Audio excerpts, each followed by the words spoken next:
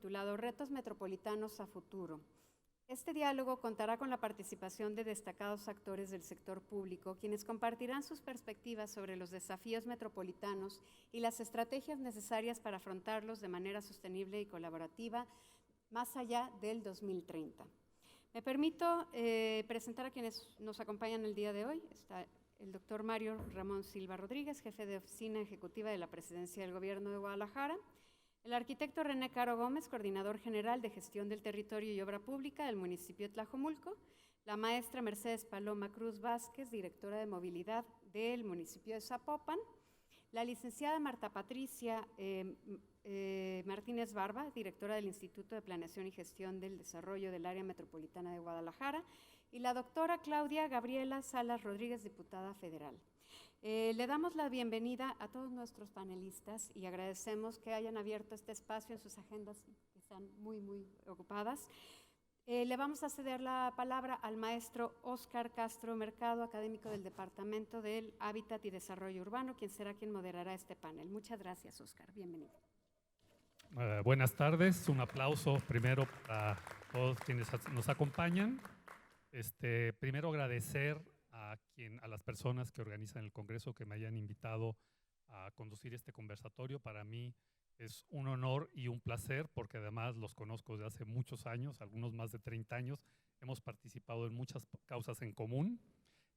Voy a hacer una lectura muy breve de sus semblanzas que me costó mucho trabajo reducir, porque si juntamos la experiencia que tienen estas personas que están aquí sentadas, son más de 150 años de experiencia académica, profesional, de activista, etcétera. Nada más para que se den una idea, ¿no?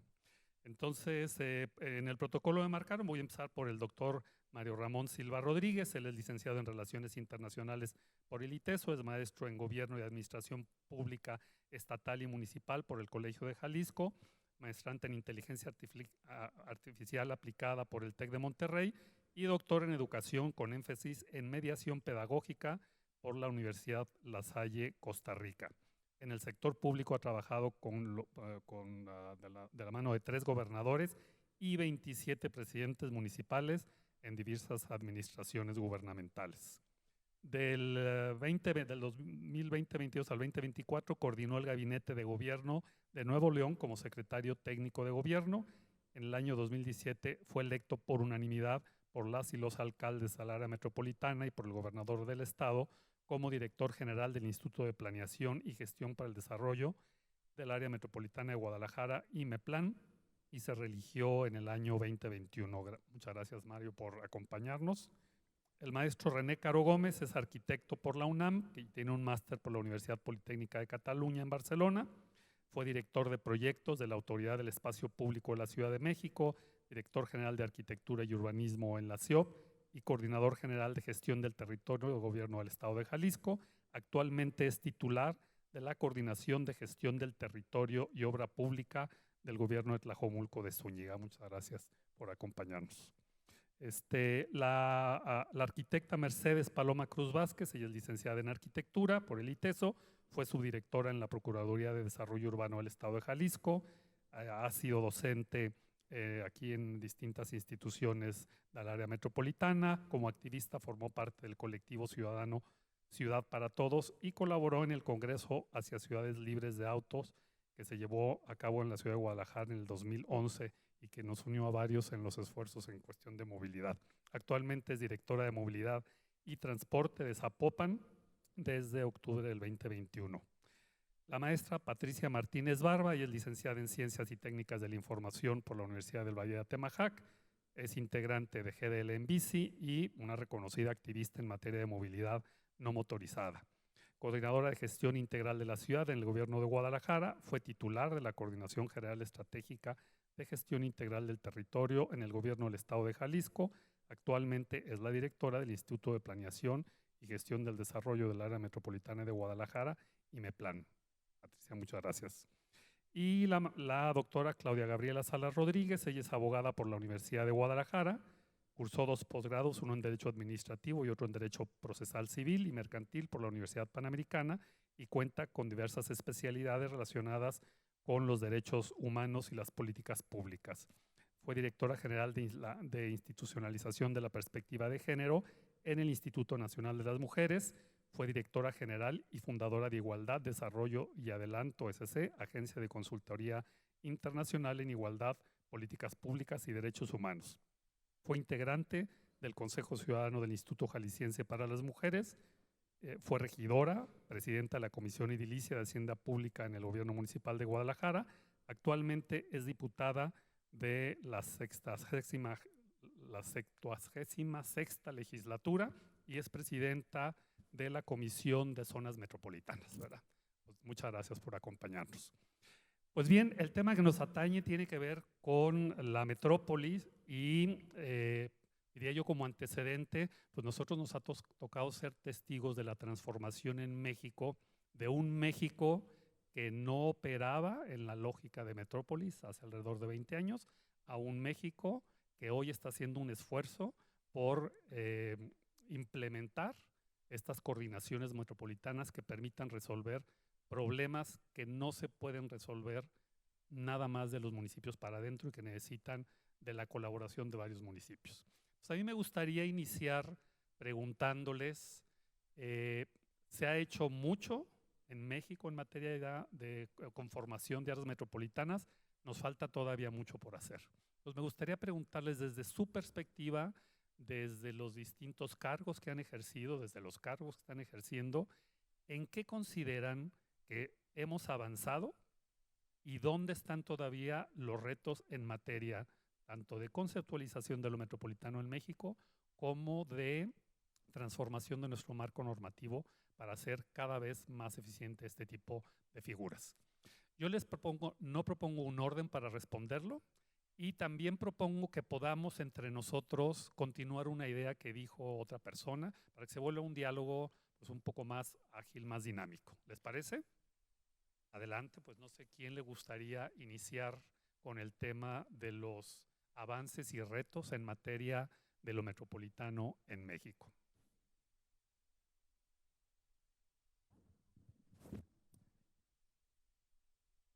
Ya está, sí. Muchas gracias por la invitación, gracias por recibirnos en el ITESO, Oscar.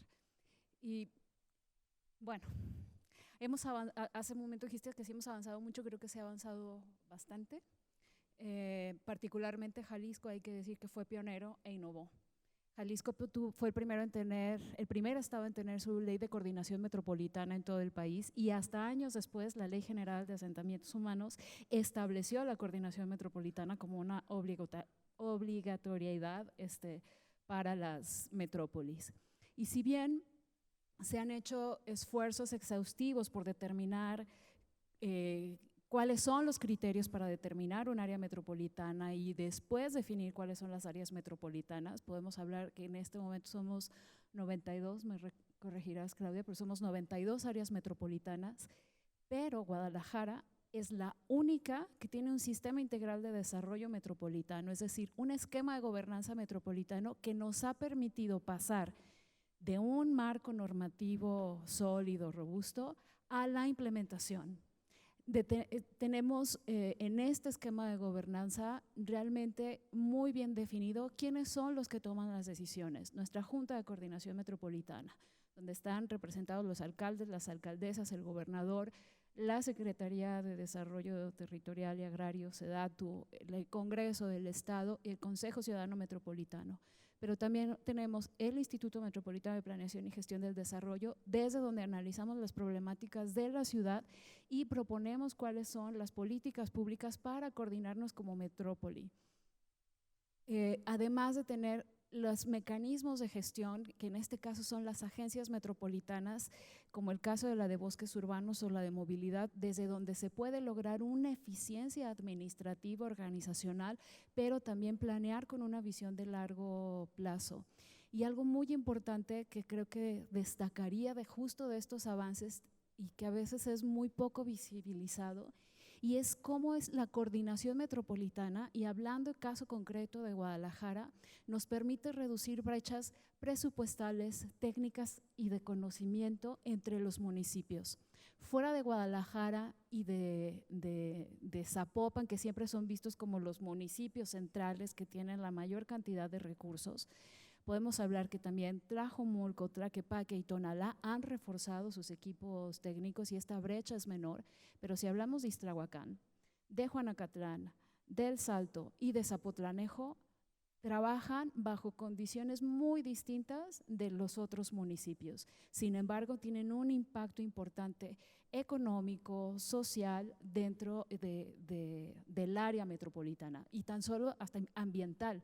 Hablemos de que Juanacatlán y El Salto tienen los mayores pasivos ambientales, pero no tienen los mismos recursos que los otros municipios para atenderlos. Y aquí es donde la coordinación metropolitana cobra mayor importancia. Con esto concluyo. ¿Dónde está el reto? En comprender en el día a día cuál es el impacto que tiene sobre estos municipios donde hay una brecha considerable.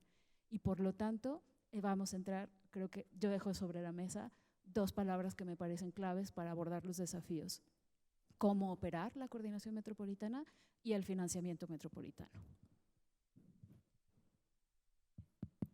Bueno, buenas tardes. En este caso, en mi particular experiencia, puedo hablar, me tocó 5 años estar en IMEPLAN y también me tocó en Nuevo León ver el caso del área metropolitana de Monterrey. Creo que es agridulce la valoración. En este momento, solo 2 constituciones de 2 estados del país tienen la obligatoriedad de la coordinación metropolitana y son precisamente Jalisco y Nuevo León, con 2 modelos de organización distintos.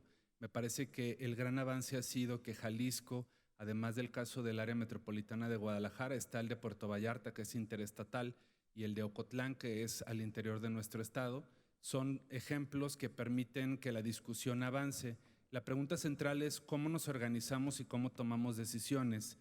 Y cuando digo que es agridulce es porque si tomamos como base el año 2000, en ese momento el INEGI identificaba 47 zonas metropolitanas. Gracias a los incentivos negativos que generó en su momento el Fondo Metropolitano, a diestra y siniestra se fueron generando metrópolis, para hablar hoy de 92, donde tenemos situaciones complejas como municipios metropolitanos, municipios que son uno solo, que se determinen a sí mismos metropolitanos, y eso es un contrasentido. No podemos hablar de municipios metropolitanos si no tienen continuidad física e integración funcional con un municipio vecino. Me parece que hay un enorme reto y por fortuna la diputada Claudia Salas está haciendo un enorme esfuerzo por meter un orden conceptual a esto, pero no es un tema menor. ¿Qué es la metrópoli y cómo gobernarla? Es una respuesta que va a tener distintos resultados dependiendo de los territorios donde lo discutamos. Y creo que en el caso de Guadalajara hay una gran experiencia que puede ser aplicable a otras capitales de estado, pero tenemos zonas o áreas metropolitanas internacionales como Tijuana, San Diego, interestatales como Gómez Palacio, Torreón, que comparten 2 estados, o Puerto Vallarta, Bahía de Banderas, o el caso de Oaxaca, que convive con municipios que tienen usos y costumbres. No es fácil ponerse de acuerdo, pero es importante tener mecanismos para los procesos de toma de decisiones. El financiamiento, y retomo lo que la titular, la directora de IMEPLAN pone sobre la mesa, efectivamente es un reto importante, hay muchas asimetrías y además hay una desaparición de los mecanismos. Es cierto, y mencioné, Fondo Metropolitano generaba mecanismos negativos porque de pronto un municipio decía, aquí en la cabecera de mi municipio, como formo parte de una metrópoli, denme dinero de Fondo Metropolitano para repavimentar una calle. Pues eso no es una obra de impacto metropolitano. Impacto metropolitano es un sistema de gestión integral de residuos, es hablar de la infraestructura de agua, es una red de transporte masivo, pero era el único fondo que existía y al menos generaba ciertas variables para pensar en clave metropolitana, y hoy día no existe. Creo que es una oportunidad muy valiosa la que está impulsando, en este caso, la diputada Claudia Salas. Y para terminar, 2 ideas más. Hay un reto importante en que la Constitución de nuestro país establezca la obligatoriedad en el artículo 115, porque si no, es difícil que los municipios asuman esa responsabilidad. En el caso de Jalisco y Nuevo León, no suple que sus constituciones locales lo establezcan, más bien establecen mecanismos para que esto se dé, y Patricia puede platicar un poco más el caso del área metropolitana de Guadalajara y cómo se genera esto, pero sí vale la pena que la Constitución mexicana lo retome, porque tan importante es pavimentar el alumbrado público, los mercados municipales, como tomar decisiones entre pares. Y finalmente decirles que desde la experiencia del gobierno de Guadalajara, nuestra primera presidenta Verónica Delgadillo en este momento encabeza la Junta de Coordinación Metropolitana. Creo que algo valioso es que se pueden tomar decisiones independientemente de los colores políticos, y esa es la gran ventaja que tiene el área metropolitana de Guadalajara, que tiene este mecanismo del que nos hablaba Patti para que se sientan en igualdad de circunstancias municipios que son asimétricos. Hoy estamos con retos importantes, los residuos son uno de ellos, el aire y su calidad es otro, el tema del agua lo vivimos de diferente manera cada municipio. René Caro puede platicar el caso de Tlajomulco, que tiene retos muy potentes. Paloma puede hablar del caso de Zapopan, donde, por ejemplo, ellos están con este programa de guardianes viales, y Guadalajara tiene otras broncas diferentes, pero aun cuando tenemos la mesa para ponernos de acuerdo, no hay que olvidar que también tenemos características y necesidades, presupuestos, reglamentos, regidores y regidoras que toman también decisiones. Entonces yo complementaría a la idea de Patti el tema de cómo decidir y cómo gobernar cada metrópoli como un tema a discutir.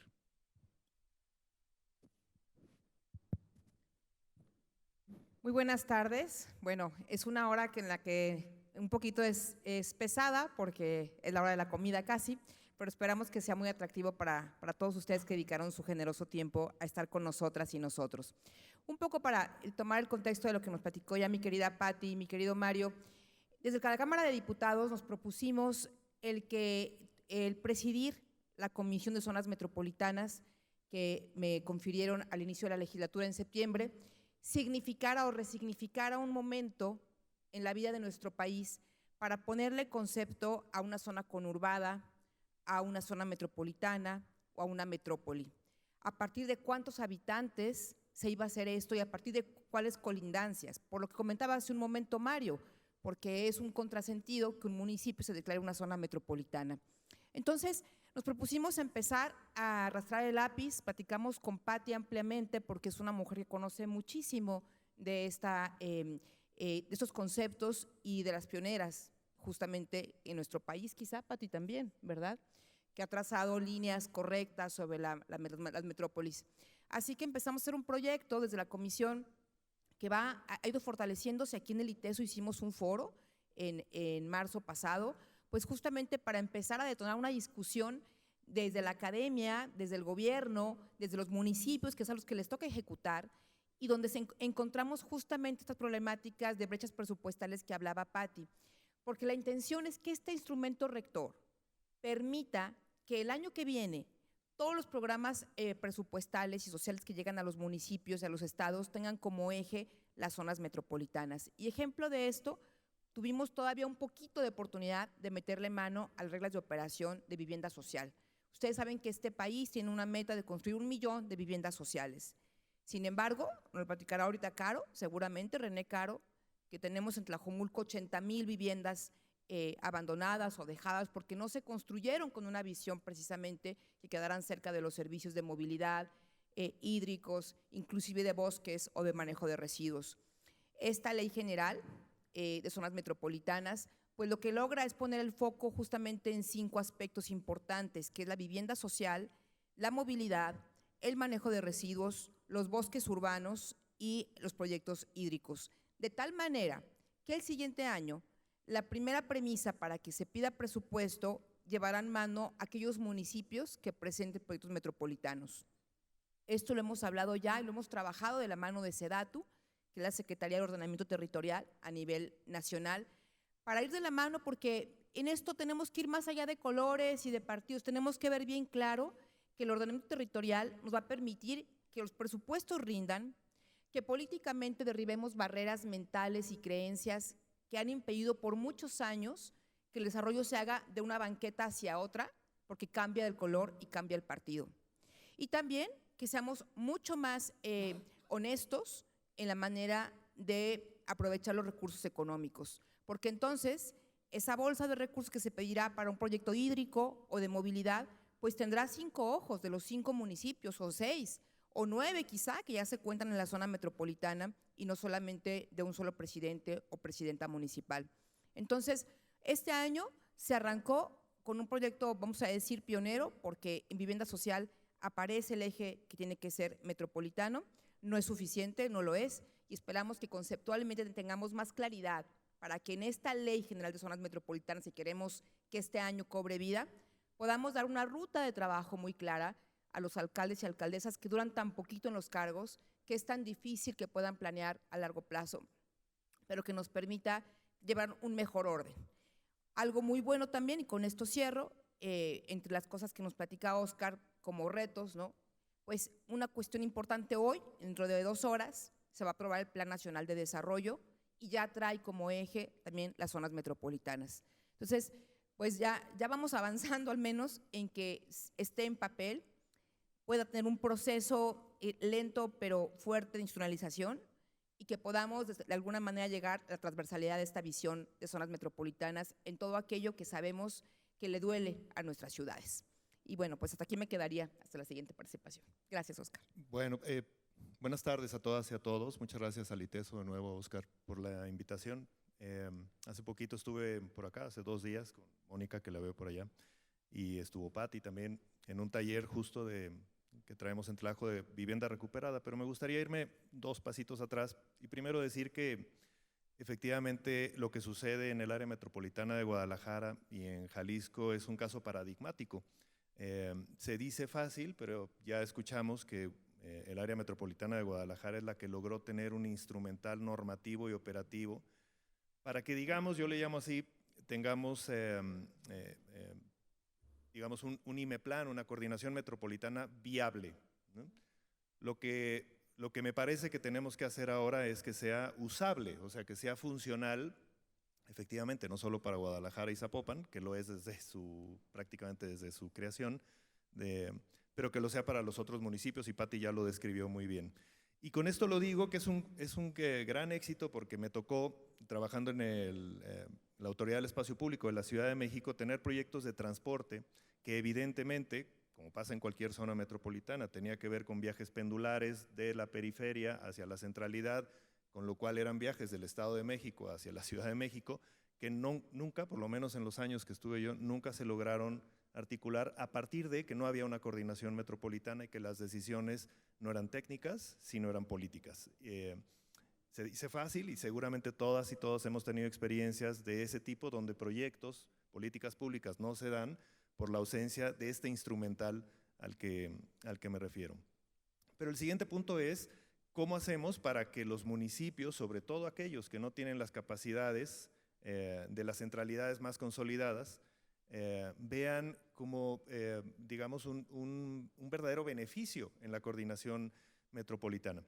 Y con esto me gustaría comentar estos 2 temas. El primero es que el martes pasado estuvimos por acá en un taller el programa que tenemos en Tlajomulco sobre la recuperación de las 80,000 viviendas deshabitadas que tenemos en Tlajomulco. Ya lo comentó muy bien la diputada Claudia sobre el proyecto, el plan que tiene la presidenta Sheinbaum sobre construir 1 millón de viviendas sociales durante su sexenio, pero que en Tlajomulco lo primero que pensamos es, pues aquí antes de construir viviendas nuevas sociales, lo que necesitamos es habitar las viviendas deshabitadas, porque no solo es por habitarlas, porque haya familias, haya personas habitando esas viviendas, sino por todos los impactos negativos que tiene en las comunidades, en los fraccionamientos, no tener viviendas habitadas o tenerlas habitadas de una manera informal, en el mejor de los casos por subarrendamientos de personas que se hacen poseedoras de esas propiedades sin serlo oficialmente, pero las subarriendan y se generan ciertas dinámicas políticas, sociales muy particulares, pero en el peor de los casos cuando el crimen organizado, organizaciones usan esas viviendas con otros fines, que no necesariamente es para habitarlas. Y eso, como se podrán imaginar, pues genera toda una serie de impactos negativos. Y en esa reunión, justo el comentario de Pati Martínez fue, este tema tendríamos que abordarlo, por supuesto, nace desde la necesidad de resolver su problemática de Tlajomulco, Pero esto tendríamos que verlo a partir de una, digamos, aproximación metropolitana, porque efectivamente pretender que se resuelva en Tlajomulco seguramente va a generar ciertos impactos en Tonalá o en Tlaquepaque, por lo pronto, que son los municipios colindantes, y El Salto, por supuesto.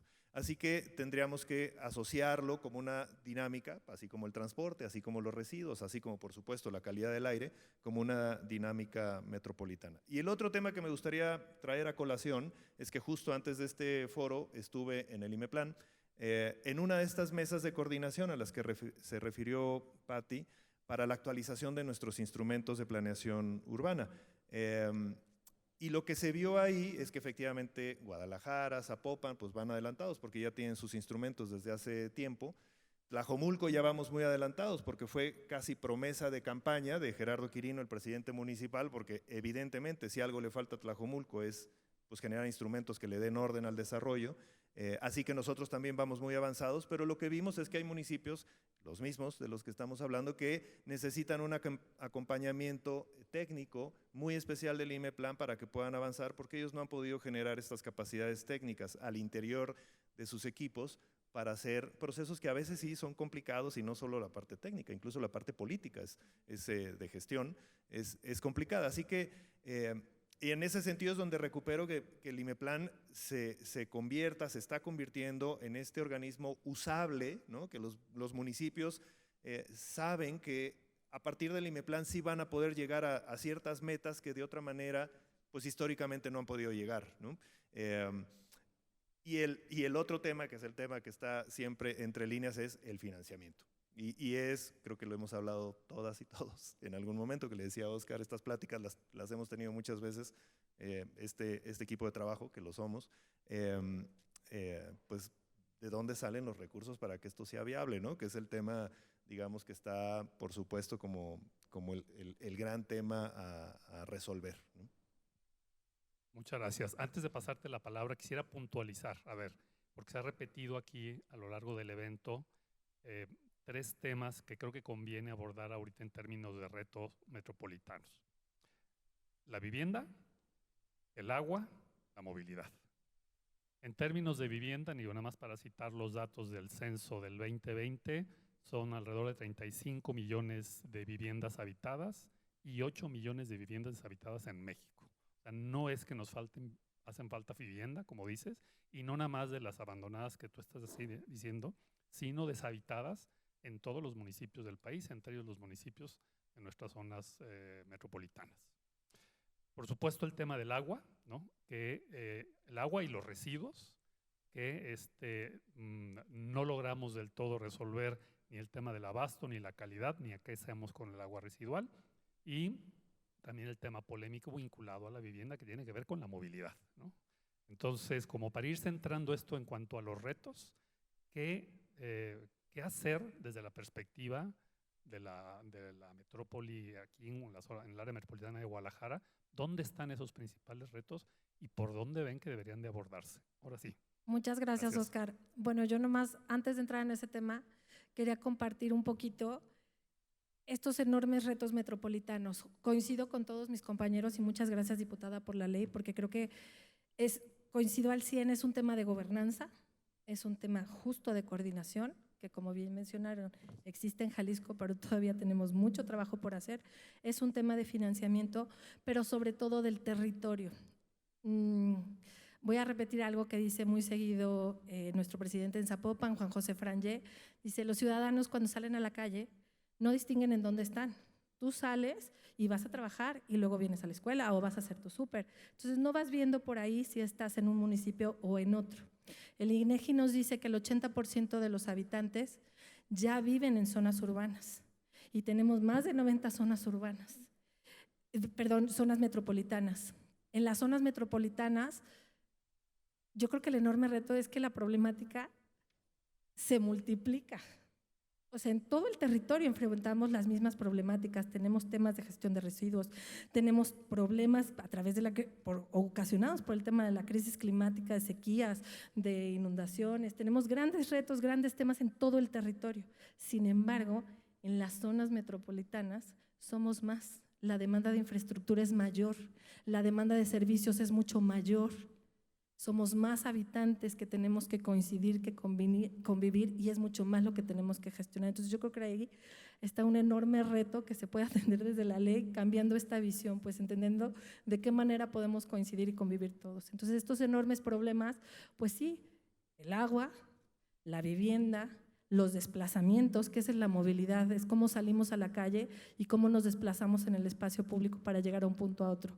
Pero va de la mano con temas de desigualdad, porque enfrentamos, como lo mencionaban, en estos territorios con tantas personas que habitamos en él, enormes retos de desigualdad.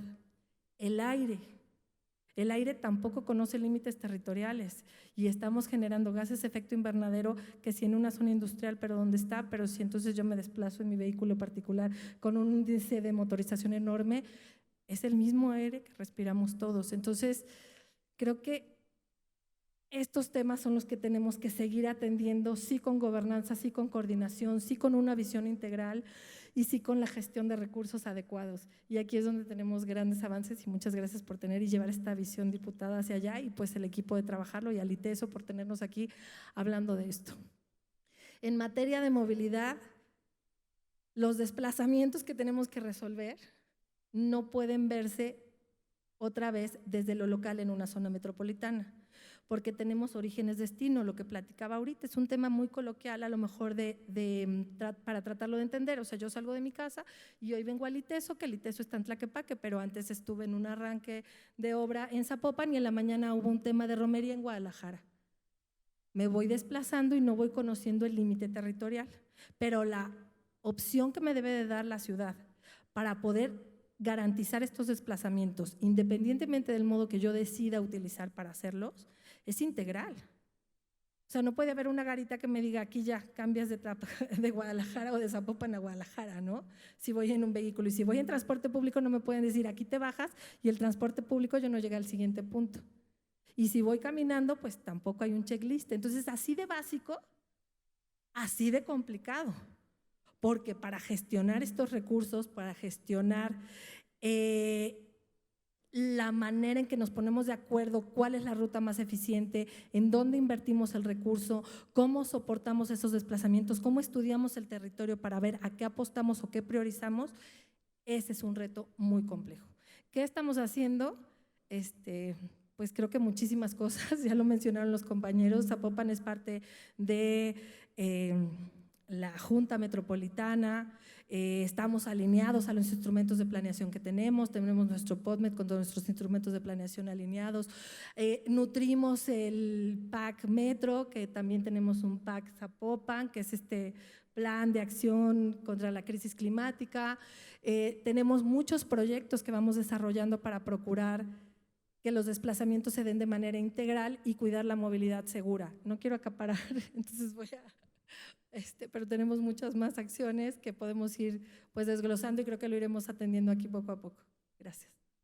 Me gustaría agregar, y en esta provocación que nos hace Óscar de medio interrumpirnos para que esto pues sea más dinámico, me encantaría agregar algo bien importante a lo que ya nos comentó aquí nuestra directora de movilidad de Zapopan, que por ejemplo en materia de movilidad, algo que trae la ley muy importante es un factor transversal que es la perspectiva de género, porque las metrópolis les afectan de manera muy diferenciada a las mujeres que a los hombres.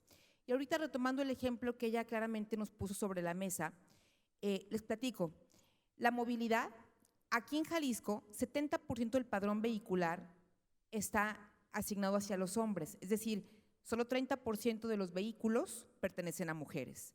Entonces, este resultado nos da que las mujeres que todo el tiempo se mueven, se trasladan en movilidad pública, es decir, en transporte público.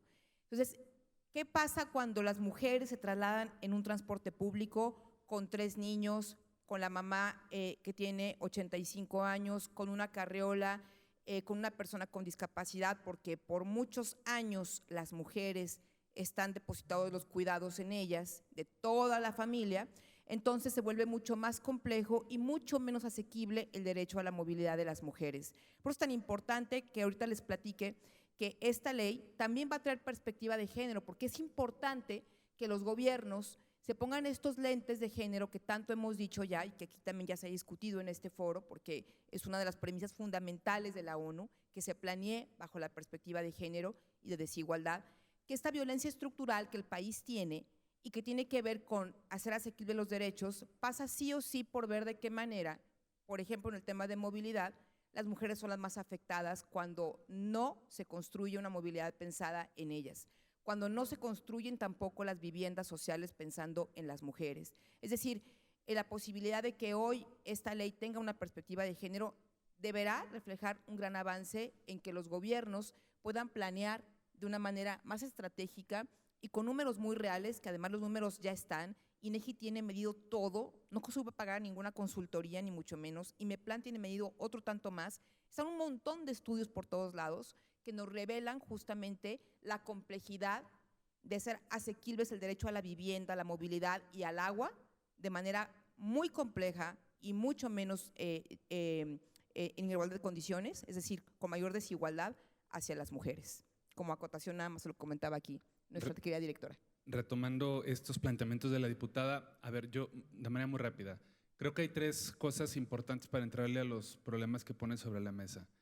Lo primero es que nosotros tenemos que entender que el reto del área metropolitana de Guadalajara, por el avance y por más de una década de construcción de información, sistemas de información geográfica, planeación e instrumentos específicos para resolver estos problemas, ya es otro en relación al resto de las metrópolis. Nosotros estamos sobrediagnosticados, nosotros tenemos información que nos permite ya tomar decisiones, y el reto que tenemos los gobiernos municipales y la coordinación metropolitana, tanto con la parte técnica como política, es que los instrumentos le signifiquen algo a la gente y convoquen a una causa en común.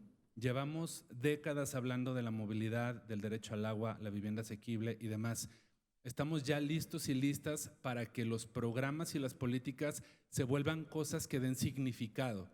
Y en ese sentido me parece que los esfuerzos que se están haciendo en Tlajomulco son muy importantes, o en el caso de Zapopan con el tema de movilidad. Guadalajara, y hablando de las asimetrías, enfrenta, y ese es el segundo factor, que es la intimidad metropolitana que tenemos entre los municipios. Siempre se dice que Guadalajara como municipio central lleva delantera. No, va muy atrás, porque nosotros somos 1.390.000 habitantes en el municipio, pero recibimos diariamente 1,5 millones más que usan el agua, generan residuos, impactan en las banquetas. La inseguridad a nosotros se nos tiene que medir diferente porque la población se desdobla y es una población que no paga predial en el municipio de Guadalajara. Pero eso implica ser metropolitanos y no hay un mecanismo de capitalidad. Las decisiones que tome Guadalajara, claro que le van a afectar a Tlajomulco. Nosotros estamos en la ruta de repoblar, hemos perdido casi 300,000 habitantes en 30 años y ahora nosotros tenemos 1,500 viviendas de características protegidas de 600,000 pesos. Tenemos 5 predios que se van a desarrollar con vivienda de interés social. Vamos a dar 50,000 pesos a las personas que quieran desdoblar su vivienda, además del acompañamiento técnico para sus proyectos, y que estos 50,000 pesos permitan la compra de materiales y facilitar las licencias. Queremos repoblar el centro, pero no es un asunto solo del gobierno de Guadalajara, y por fortuna esa es la parte metropolitana, que me lleva al tercer tema. Nosotros tenemos que abandonar o transitar la idea de la coordinación a hablar de la unidad metropolitana, porque si no somos capaces de entender que lo que le duele a Zapopan le duele a Ixtlahuacán y lo que Ixtlahuacán no resuelva le pega a Guadalajara, no vamos a poder avanzar. La buena noticia es que hay información, hay herramientas de planeación y hay herramientas de gestión. Y termino con un ejemplo muy concreto. Los residuos son un gran reto en este momento. Guadalajara tenía el problema tal vez mayor por la concesión de CAPSA, que mucha gente no creía que la presidenta municipal iba a concluir ese tema para retomar el control de este servicio y atender una problemática importante. Pero de 1,800 toneladas que generaba el municipio, de las casi 6,000 que se generan en la metrópoli, pasamos a 2,200. Somos menos gente en 30 años produciendo más basura. Pero eso mismo le pasa a Tonalá, y eso mismo le pasa a Tlaquepaque, y eso mismo le pasa a Zapopan. Pero los rellenos sanitarios no están en nuestros municipios. Tenemos, bueno, en el caso de Zapopan sí, tenemos que trabajar para que los pasivos ambientales de Tonalá, donde Guadalajara depositaba su basura, se resuelvan y se rehabiliten. pero necesitamos a Zapotlanejo y a Ixtlahuacán porque ahí están los otros rellenos sanitarios. Así que cuando hablo de que nos dé significado y que nos convoque una causa común, pues es poder alinear lo que ya IMEPLAN tiene ya construido a nuestras metas individuales.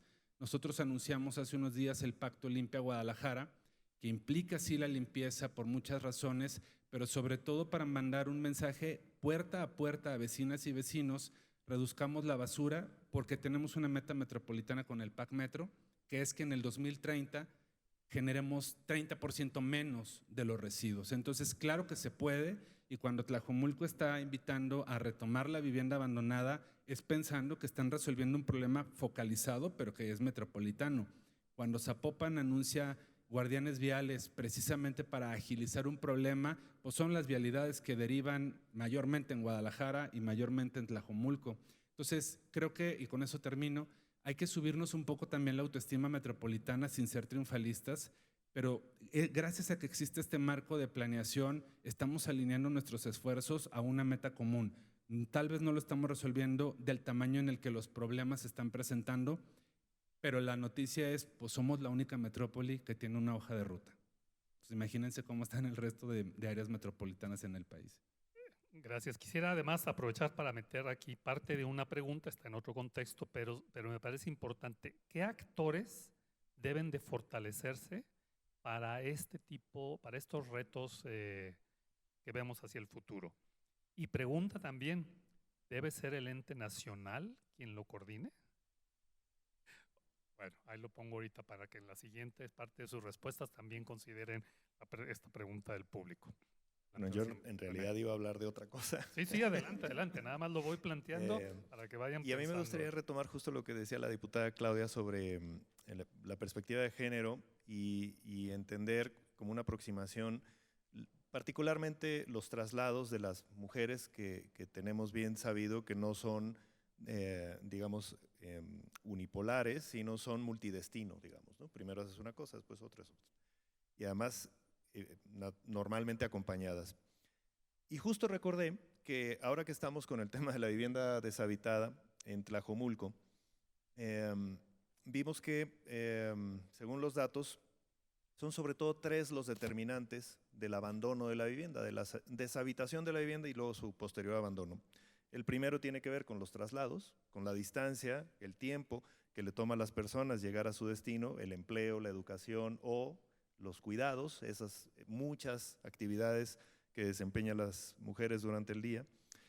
El segundo tiene que ver con la capacidad de tener abasto de agua de sus comunidades, y el tercero con la seguridad, que esto se desdobla, digamos, con cuestiones relacionadas con el espacio urbano, con el espacio público, con la iluminación, pero con los equipamientos. Y es bien interesante porque lo que vimos es que las mujeres, cuando la líder del hogar era una mujer, la deshabitaba porque en su comunidad no tenía la red de apoyo que normalmente tienen los barrios de los municipios consolidados. O sea, su mamá vivía a 2 cuadras, su tía, su madrina, de manera que le cuida a los niños mientras ella va a hacer algo, y nos encontramos con ese fenómeno que es dramático, que seguramente también lo han escuchado o visto en alguna nota, de niños encerrados en una casa de Tlajomulco durante horas, porque su mamá y su papá, los jefes de la familia, jefa de la familia, pues tenían que salir a hacer algo, ¿no? Y esa ausencia de esta red, que al final es lo que le llamamos comunidad, era uno de los determinantes para que las jefas de hogar decidieran abandonar la vivienda. Eso me parece muy relevante porque al final, cuando dejamos de hablar de los instrumentos, dejamos de hablar de las leyes y empezamos a hablar de las personas, de las decisiones que toman las personas a partir de todo lo otro, es cuando empezamos a entender qué es lo que, por lo pronto, nosotros como funcionarias y funcionarios tendríamos que hacer para orientar los instrumentos, la ley, lo que fuera, los proyectos, los programas, la política pública en situaciones reales que afectan a las personas, ¿no? Gracias. Adelante, Bueno, coincido. Justo en estos desplazamientos y atendiendo el tema de movilidad, voy a traer a colación nuestros objetivos de desarrollo, ¿no? El 11 y el 13. Debemos de buscar que se hagan de una manera sustentable. O O sea, es real y no hay que dejar de mencionarlo que las ciudades, antes de que se hablara de esta gobernanza, planeación, coordinación y tener toda la data, se construyeron priorizando el automóvil particular, asumiendo que iba a ser una herramienta que todo el mundo iba a tener y que no iba a generar ninguna externalidad. Hoy la realidad es que es una de las principales causas de los gases de efecto invernadero en el área metropolitana de Guadalajara. Hoy estamos viendo, bueno, la principal, ¿cierto?, ¿no? En Zapopan y en Guadalajara también. Estamos viendo que la congestión vehicular es brutal, que el parque vehicular aumenta de manera exponencial. Cada día se incorporan entre 300 vehículos y hasta 600 y pico vehículos diarios y podemos asumir que, bueno, es porque todos los habitantes tienen un coche. Esto es falso. O sea, el 60% de los habitantes de esta área metropolitana de Guadalajara no tienen vehículo. Entonces, ¿qué estamos haciendo? Estamos transformando la manera en que entendemos la movilidad y los desplazamientos para generar un espacio público en el que quepamos todas las personas, priorizando los desplazamientos y los viajes de las personas, atendiendo nuestra pirámide de la movilidad, sí o sí, los viajes no motorizados en una calle, que debe de ser con una visión, que eso ya viene desde la norma federal, una visión de calle completa, que significa que debes de soportar de alguna manera el viaje que haces en la calle, porque todas somos peatonas. En Zapopan llevamos más de casi 400 kilómetros de banquetas renovadas en distintos proyectos. Estamos buscando que cada nuevo balizamiento, cada nueva intervención, porque ya lo tenemos en una ley, sea de prioridad ciclista. Si no podemos tener infraestructura ciclista segregada, esto significa que estamos buscando dar la seguridad para las personas que también utilizan vehículos no motorizados, que es movilidad activa en la calle. Estamos buscando que si no hay transporte público, bueno, podamos, porque eso también es parte de la calle completa, pues acercarle ciclopuertos y entonces reforzar en estos viajes que atienden perspectiva de género, que son como poligonales y no pendulares, de que yo salgo a trabajar y asumo que el resto se teletransporta, ¿no? Y no tiene que hacer todos los viajes para atender todas las necesidades. Entonces estamos buscando y coordinándonos con otras áreas de construcción de comunidad para atender, por ejemplo, el tema de cuidados. Entonces también tenemos un programa que tiene que ver con los cuidados, que se da apoyo, que se va a hacer un centro de cuidados, pero también estamos metiendo la perspectiva de la movilidad para cuidar los desplazamientos y la seguridad en el espacio público.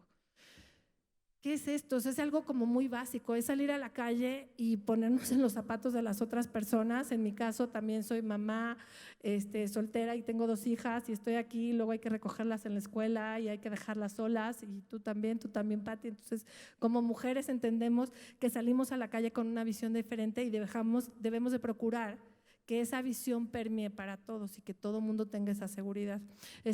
Nos sumamos, cuando veo a René, porque estaba en Gobierno del Estado, y continuamos con este tema de dignificar las paradas de transporte público en el espacio público en Zapopan. Sacamos también y nos asociamos nos coordinamos con el Instituto de la Mujer para hacer estos pulsos de vida, pero integrales, con una visión para que te cuiden en la calle. Y, por ejemplo, la visión de Guardianes Viales se está convirtiendo en un programa que, más allá de atender el tráfico vehicular, tiene la premisa de generar la movilidad segura para las personas. Sobre todo cuidar a las personas peatonas en los cruceros que resultan más conflictivos, donde hay una mayor siniestralidad, para cuidar que la persona que quiere cruzar, la mamá que va con el niño, la abuelita, pueda hacerlo de manera segura, también los que van en patín, los ciclistas, y pues sí, los usuarios del transporte público, y pues sí, también los conductores y todas las personas. Y en campo, aunque tenemos muy poco con este programa, nos ha tocado ayudar a cantidad de personas en sus desplazamientos y en otro tipo de situaciones. O sea, personas que han salido de la calle por una situación de violencia familiar y se acercan al guardián porque ya lo ven en la calle en un sentido de proximidad, y entonces se le ha podido orientar. Tenemos gente ya en C5, que C5 es este espacio donde hay, en coordinación con la policía y C5 estatal, vigilancia en las calles, y hemos podido, bajo un protocolo de coordinación, acercarlos a las instancias y las dependencias que los pueden utilizar, pero con una proximidad en calle que a veces se hace falta en una metrópoli, para que entendamos que no estamos solos, que todos somos parte de la problemática y de la solución. Más educación. Yo quisiera reforzar muchísimo el tema de la educación.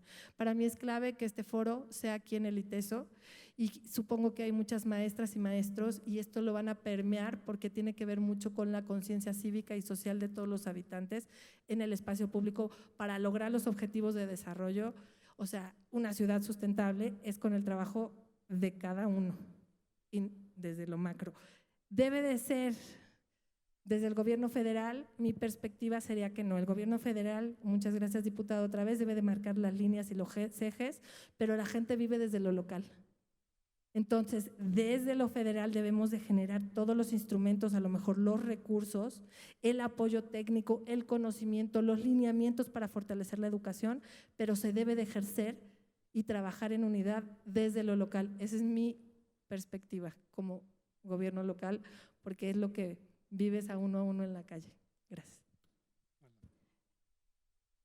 Conecto con lo que nos acaba de decir Paloma. En cuanto lanzaste la pregunta de si debería ser coordinado desde el nivel federal. O con participación, o sea, no lo hice del todo con la pregunta, pero participación, ¿qué participación? con participación, No sé. que regresen No sé. al Fondo Metropolitano, es la mejor manera. Y pues me fue inevitable no hacer cara y puchero de no.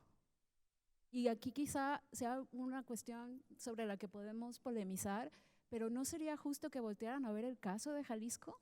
¿No sería justo que ahora voltearan a ver a lo que ocurre en el área metropolitana de Guadalajara? Y entonces, ahora que justo Ciudad de México acaba de definir que Patricia Ramírez es la nueva directora del Instituto de Planeación Democrática y Prospectiva, que es como el IMEPLAN de Ciudad de México, y cuando escuchaba la noticia y se van a enfocar ahora en hacer su plan de ordenamiento territorial con sus alcaldías, decía, ¡hey, volteen a ver acá! ¿No? O sea, también sería interesante que dejáramos esta mirada centralista para voltear a ver qué pasa acá. Y más, porque ya lo decía Mario, llevamos 11 años de una agenda de ir fortaleciendo y consolidando la agenda de la coordinación metropolitana. Respondiendo también a quiénes serían otros actores que deberían involucrarse, por supuesto la academia.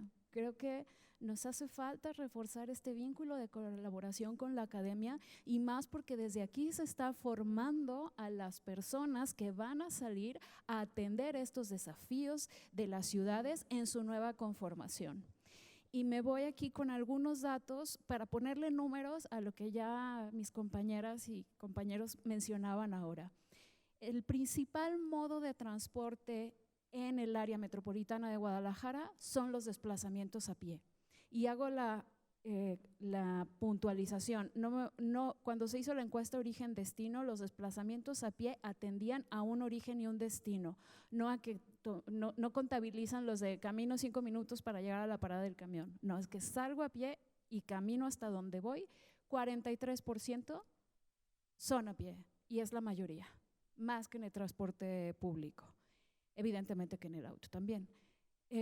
Respecto a la disponibilidad del agua, aquí veo a Rodrigo, que creo que tendrá muchos mejores datos que yo. Cito la fuente, es el IMCO, pero en un estudio reciente ellos decían hasta hace un par de décadas la disponibilidad de agua por persona, por habitante era de 10,000 metros cúbicos, hoy estamos hablando de 3,200 metros cúbicos por persona. Decir algo más me parece ocioso, el dato por sí solo habla.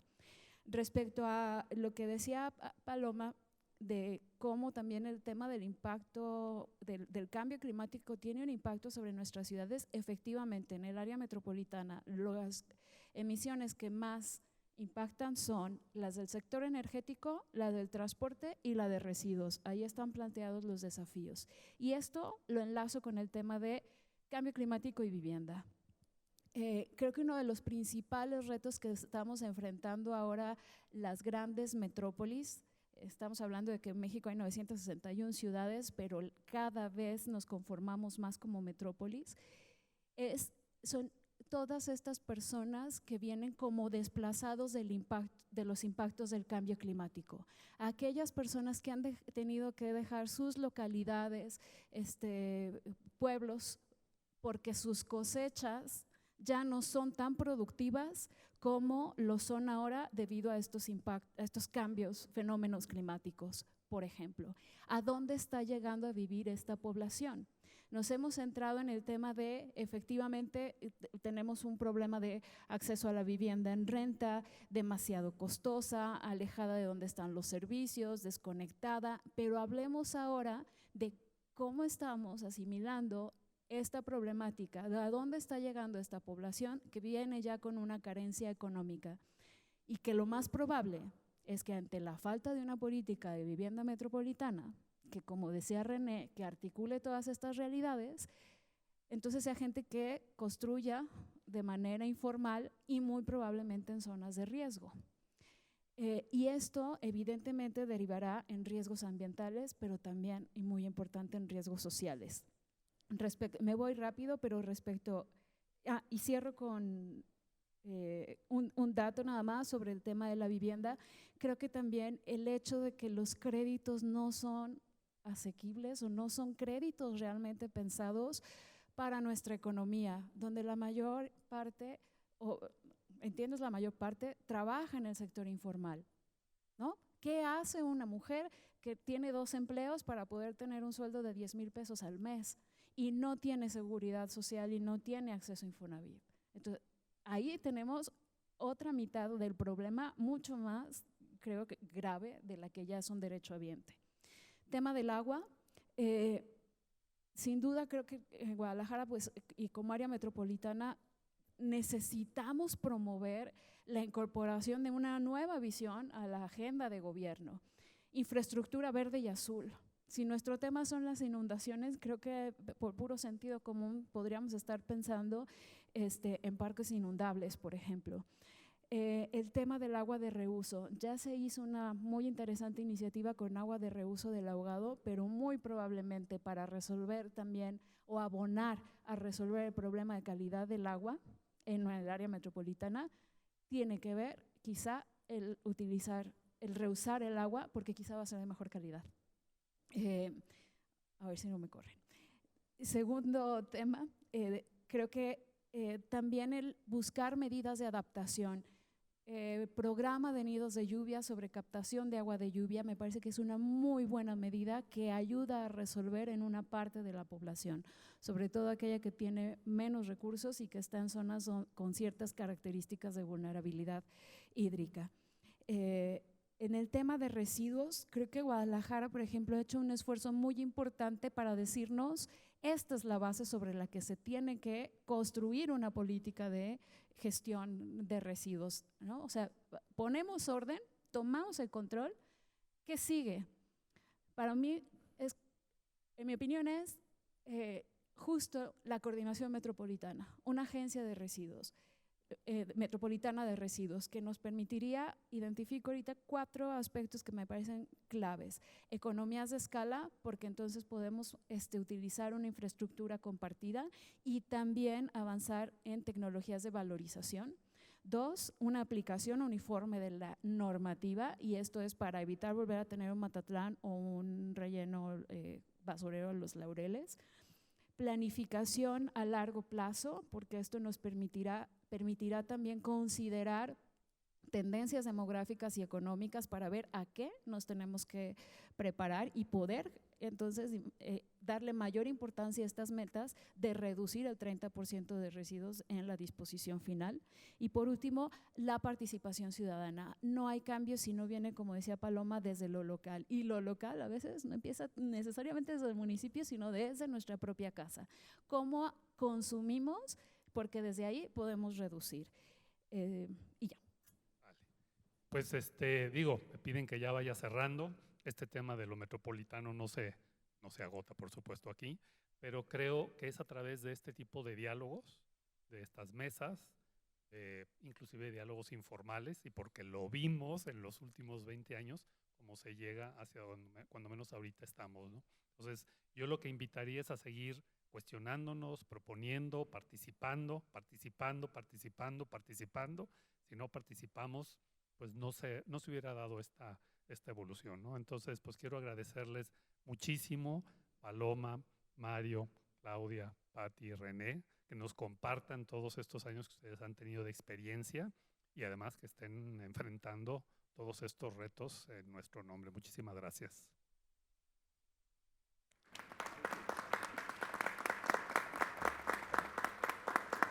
Agradecemos a nuestros panelistas por este valioso, pues sí, diálogo, sobre todo pensando en estos futuros posibles, más allá de las metas que puedan ser del 2030, que es un poco el tema de este congreso, y también la posibilidad de seguir dialogando, ¿no? Nos hemos visto mucho recientemente y la idea es seguir dialogando. Bueno, voy a hacer entrega de unas constancias. Empezaría. El Instituto Tecnológico y de Estudios Superiores de Occidente, por medio del Departamento del Hábitat y Desarrollo Urbano, otorga la presente constancia a Claudia Gabriela Salas Rodríguez por haber participado como ponente en el conversatorio el tema Retos Metropolitanos a Futuro en el marco del 5º Congreso Internacional en Hábitat y Sustentabilidad, Futuros Posibles más allá del 2030.